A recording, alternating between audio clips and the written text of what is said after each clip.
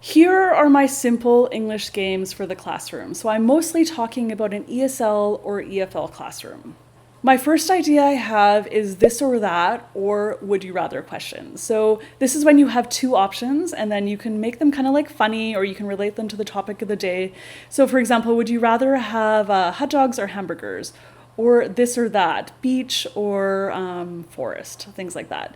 So you can just have kind of a friendly class discussion or students can talk with a partner about it.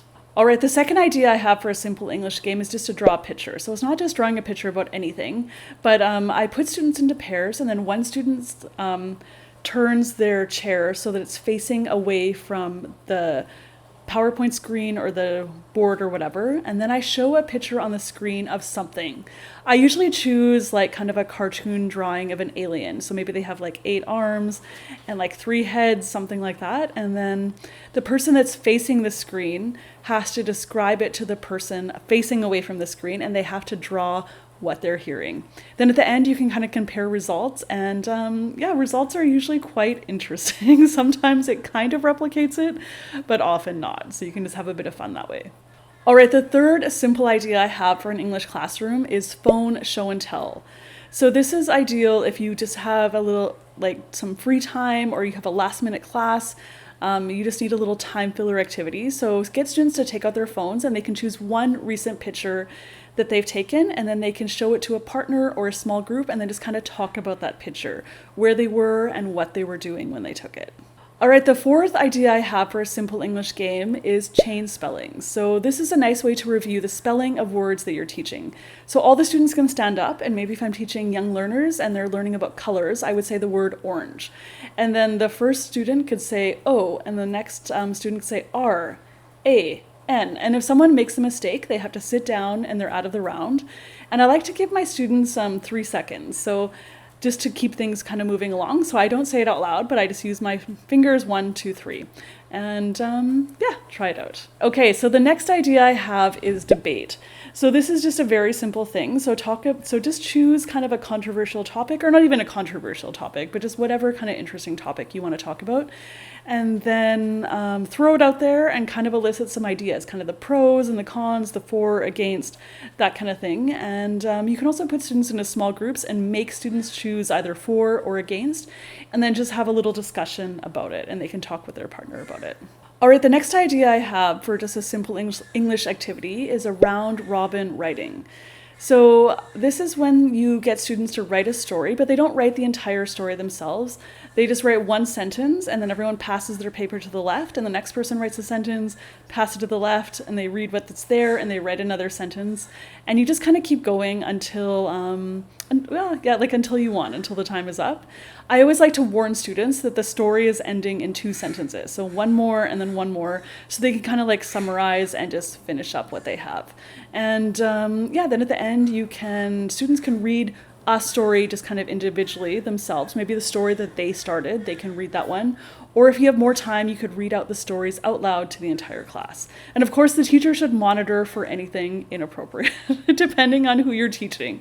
Teenagers, more likely you'll have to kind of monitor, so kind of keep an eye on that. All right, the next idea for a simple English game is just a minute.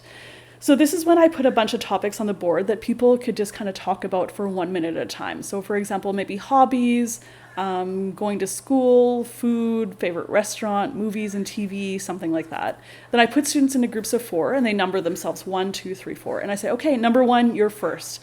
And I throw a scrunched up paper ball at the whiteboard. If it hits like weather, then I say, okay, number 1, you have to talk for 1 minute about the weather without stopping. That is your challenge. And so the goal is just that they would never stop talking, that they would just keep talking for 1 minute. And the other 3 people in the group, they can listen, and then they can each ask a follow-up question related to what they heard that person say. And then number 2 can go. So then the second person, you throw up another ball on the board, and maybe it hits hobbies, and they have to talk about hobbies for 1 minute. Continue on until all 4 people have done the activity. All right, the next activity I have is Memory Circle.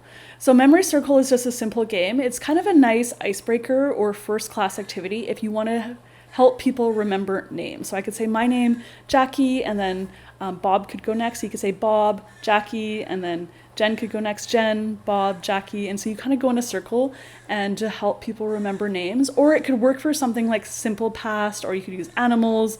So for example, last night I watched TV. And then the next person, last night I cooked dinner and Jackie watched TV, something like that. All right, the next very simple game is that sentence correct? So if you're teaching some vocabulary, or it works better actually for grammatical structures, but you could write a sentence on the board and maybe like for a simple past, you could write like, I didn't went to school yesterday. And then you could ask students, is this correct? And they would say, no. And then you could say, how would you change it? I didn't go to school yesterday. I like to put some correct sentences up there as well, just so students kind of like, you throw them off a little bit because they suspect something is wrong, but they're not quite sure. So see how it goes, write some correct, some incorrect, and get students to tell you if it's incorrect and then how they would change it. All right, the final activity I have that requires no prep and nothing in the way of materials is I'm going on a picnic. So I'm sure you've done this before. So you say, I'm going on a picnic and I'm going to bring a book. And then you get students to say, can I bring my dog? No, you can't. And then another students would say, can I bring some ice cream? No, you can't. Then another student might say, can I bring some apples? And I'd say, yes, you can come. So did you get it? It has double letters. So book has double O's and apples have double P's. So kind of keep going, and then more and more students will kind of understand the rule. And usually the first person that kind of understands the rule, I'll let them choose the next thing and you can do another round. However, get students to tell you kind of in the hallway what their rule is to avoid chaos or confusion in this activity. All right, so those are my ideas for very simple games you can play in a language learning classroom. If you like these ideas, please be sure to check out my book, 103 Low Prep ESL Speaking Activities and Games, and hit like, subscribe, and I'll catch you next time.